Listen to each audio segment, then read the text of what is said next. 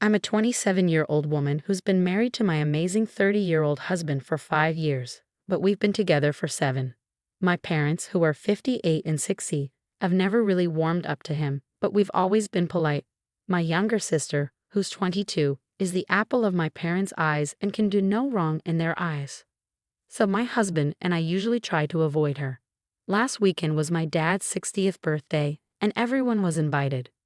My husband and I attended the event knowing my sister would be there, but we expected a pleasant evening celebrating my dad's birthday. Before going further, it's important to mention that my husband follows certain dietary rules because of his religion, but I won't go into detail. However, everyone in the family knows about it and has respected it until now. Unfortunately, after dinner, my sister revealed that she had asked the caterers to include some of the restricted foods to see if my husband would notice. I was furious. Just to be clear, the restricted ingredients were mixed into sauces, so they weren't easily noticeable. Both my husband and I were shocked and decided to leave while my sister argued that it wasn't a big deal and that we needed to lighten up. After the party, my parents remained silent and just watched. Later, they texted me, suggesting that I should consider my sister's young age and ignorance. I chose not to respond. That brings me to the title. Since the party, my husband and I have completely cut off contact with everyone. We haven't replied to any messages or calls, and neither have my parents. However, my parents came to the house, but we didn't answer the door. I avoided the reception at work when they showed up there. I haven't seen them at all today. Some police officers knocked on the door, saying they received a missing persons report about me. Luckily, it was sorted out quickly, and I was never actually missing.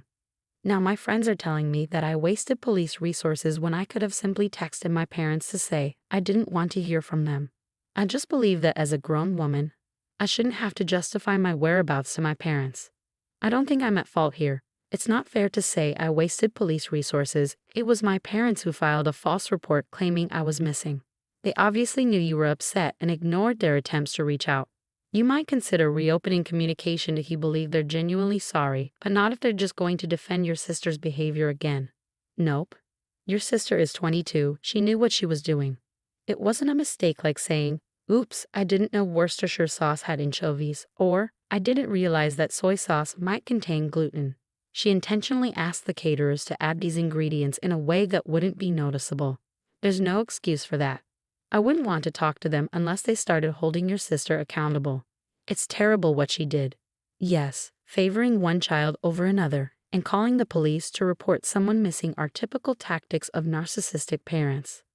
They called the police to pressure you into reconnecting with them and to make themselves look caring to others. They're trying to make you feel guilty and reconnect with them without admitting their mistakes. I agree. Reporting you as missing was just a way for them to assert control. They knew you weren't missing. They were just upset that you weren't responding. They're aware that you've cut off contact because of your sister's actions. They were trying to provoke a reaction from you. You didn't go down to reception at work, so your employer wouldn't have reported you missing or done anything to validate their report. Regarding the neighbor situation, a new resident moved in above me about a month ago. Before she moved in, the building renovated her unit, so she has hardwood floors everywhere except the bedroom. My unit and others like mine haven't been renovated, so we have carpeted floors. Everything was fine until she started vacuuming her floors every week, even the hardwood ones. This can last for about half an hour. The problem is that I work from home, and she vacuums during the day when I'm in meetings. It's really tough for me to focus on my meetings when this happens. Eventually, I went up to her apartment, knocked on her door, and explained the situation. She was understanding and asked when would be a better time for her to vacuum so it doesn't bother me. I questioned why she needed to vacuum the hardwood floors instead of just sweeping or using a Swiffer. She mentioned having a cat, so she vacuums and uses a Swiffer to ensure she gets all the hair up. I suggested she consider sweeping and Swiffering instead of vacuuming. She said that wasn't feasible but promised to try vacuuming during non-work hours. I also asked her to avoid vacuuming too late in the day. After our conversation, she simply closed the door, which made me wonder if I was being unreasonable. However, I need to be able to focus on my work. Am I in the wrong here? You might be. She has the right to vacuum whenever she needs to. And she was polite and flexible in discussing timing with you. Consider investing in noise-canceling headphones for your meetings and try not to inconvenience others. It seems a bit entitled to demand that your neighbor doesn't vacuum during the day. Your neighbor was willing to find a fair solution by vacuuming at a time that suited you. You don't have the right to dictate how someone cleans their own place. Sorry, but many people vacuum hardwood floors. She agreed not to do it while you're working, and you also requested that it not be too late. Come on, once a week for 30 minutes is reasonable. If you can't focus for 30 minutes, that's your issue. If I were in your shoes, I might just vacuum my floors for an hour every workday out of spite. My wife and I have 8 kids between us. And this story mainly revolves around our young teen Gina. Recently, Gina expressed her desire to become vegan. We agreed to cover the grocery bills, but she'll need to plan and cook her own meals. We won't rely on frozen foods or takeout, ensuring our meals remain healthy. Initially, Gina wasn't thrilled. She suggested minor changes to accommodate her, like using vegan pasta and cooking meatballs separately. However, we declined, as we're not willing to alter our diet because of her choice to go vegan. She agreed and went to her room. Later, she began sending my wife and me links to expensive cookware sets, one costing $800, along with plates, cups, bowls for $200, and her own utensils. When I asked why she was sending them, she claimed she needed new cookware and tableware because ours were contaminated. I assured her ours were fine and suggested she use her allowance or start babysitting to buy her own.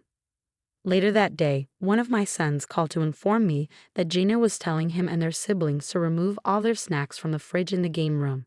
The game room has a small kitchen because Gina needs it for her vegan food.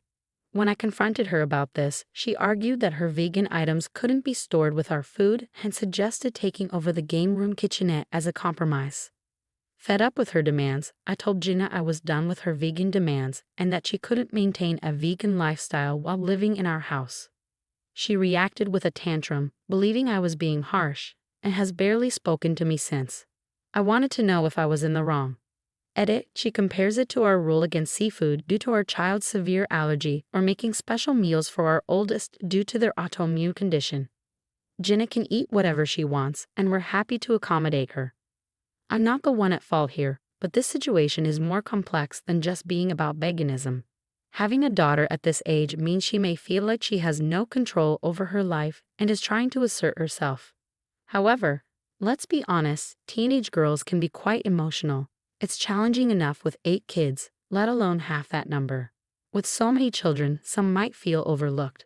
Additionally, considering we have one child with a shellfish allergy and another with severe medical issues requiring dietary restrictions, our family's food choices are already influenced by health concerns.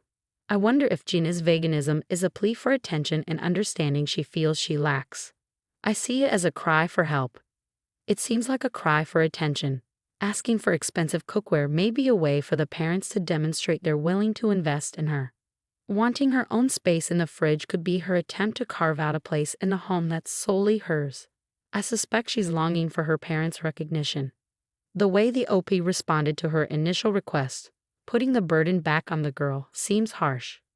She had to meet certain conditions just to be vegan, with the threat of it being revoked. The parents didn't offer help or support. Instead, they judged her. I'm sorry, but in this situation, you may be in the wrong. My sister Stephanie, 31, was always our parents' favorite, while I, 28, and my other sister Emily, 33, were often overlooked. Our parents allowed Stephanie to insult and take Emily's belongings because she's your baby sister. They treated me similarly, saying I should listen to Stephanie because your big sister knows better. Stephanie always received more attention at family gatherings. She received more gifts on birthdays and got to pick the theme and guest list. This favoritism continued into adulthood. For instance, she chose a restaurant I disliked for my graduation dinner and announced her pregnancy there, which my parents praised as the news of the family's first grandchild. They dismissed my feelings, saying a diploma is just paper. Realizing I'd never be valued like Stephanie, I've cut off contact with her and my parents except for emergencies involving other family members. Emily has done the same. Communication has slightly increased since our mother passed away, but it remains minimal.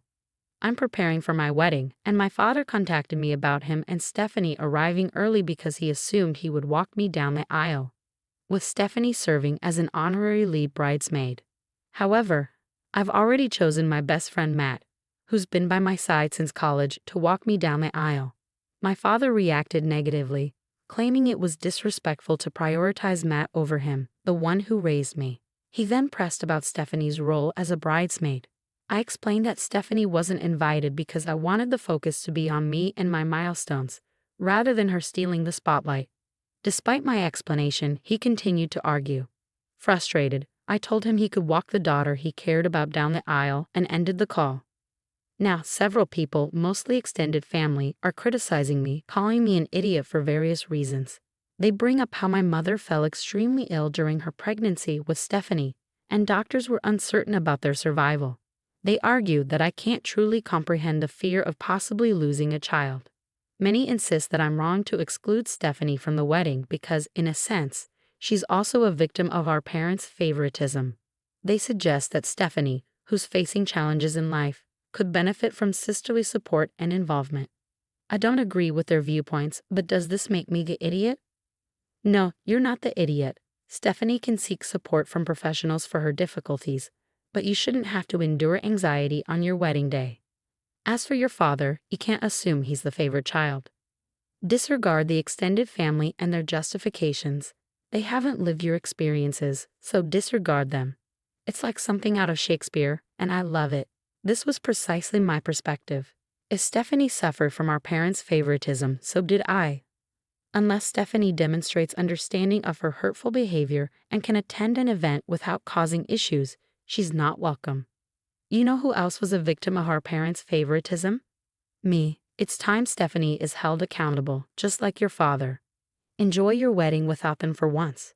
This day is about you, surrounded by those who truly care, like your sister Emily. I hope you have a fantastic day and create wonderful memories with her. Story 2. I'm a 33-year-old mom of 2. Last week, my sister, who's 37, asked if I could babysit her tween son, Ben, over the weekend. She and her husband needed to attend a child-free wedding. Initially, Ben was supposed to stay with our parents, but they canceled on her. After discussing it with my husband, we agreed to have Ben stay with us from Saturday morning until Sunday afternoon. Our kids enjoy spending time with their older cousin, so it seemed like a good opportunity for them to bond. My sister had mentioned that Ben is a picky eater and has ADHD, but I didn't realize the extent of his pickiness until I looked after him that weekend. When it was time for dinner on Saturday, I mentioned to Ben that we were having spaghetti. He immediately became agitated, stating that he didn't like spaghetti. I asked if he had ever tried it, and he insisted he had and didn't enjoy it. While preparing the meal, I suggested he try plain spaghetti or just the sauce separately, thinking it might help change his mind. However, he adamantly refused and began raising his voice. I must admit, I haven't encountered significant issues with picky eating in my own children, who are both neurotypical, so I felt somewhat out of my depth. To make matters more challenging, Ben began insisting on having chicken nuggets for dinner, which upset my kids, as they also started requesting the same. I firmly informed Ben that spaghetti was what was being served for dinner and that I wouldn't be preparing a separate meal for him, especially since we didn't have chicken nuggets available. Ben reacted by screaming at me and retreating to the bathroom. My husband attempted to calm him down and coax him out, which eventually succeeded after about 20 minutes. Despite our efforts, Ben remained steadfast in his refusal to try the spaghetti or sauce. I offered him the option to make himself a sandwich or toast using ingredients from the kitchen. Ben opted to make sandwiches with deli slices and cheese, which became his dinner for the evening. When my sister came to pick up Ben the next day, I pulled her aside and shared what had happened. She was visibly upset and criticized my handling of the situation. She explained that Ben's safe food options for dinner are chicken nuggets, plain ramen noodles, and mashed potatoes, emphasizing that he wouldn't eat anything else. I countered by saying she never informed me about his dietary restrictions. She argued that Ben is old enough to express his preferences and that I should have accommodated his request for a separate meal. She deemed it cruel to deny him his safe foods and accused me of not properly feeding him. You're not in the wrong. Your sister should have either provided Ben with his own dinner or informed you about his dietary needs so you could plan accordingly. It's unfair of her to criticize you for her failure to communicate effectively. I understand your situation. I also have a child with autism who faces similar challenges with food. My husband and I typically handle our nephew's meals by either providing him with a list of options or the food itself when he's not with us. If he chooses to eat, that's great. If not, it's not a big surprise, and we make him something when we return home. It seems you're being unfairly criticized here. You're not an idiot because in the end, you didn't force a neurodivergent child to cook for himself. Rather, you attempted to respect his preferences and needs. As a parent, it's understandable that you would inquire about any food preferences or allergies when caring for someone else's child. While your sister may not have informed you about her son's dietary requirements, it's clear you were aware of his picky eating habits. Despite this, you tried to encourage him to try something he didn't want, leading to a distressing situation. However, your sister also shares responsibility here. She should have communicated her son's safe foods and dietary needs in advance and could have offered to contribute to his meals. Ultimately, both parties could have handled the situation better.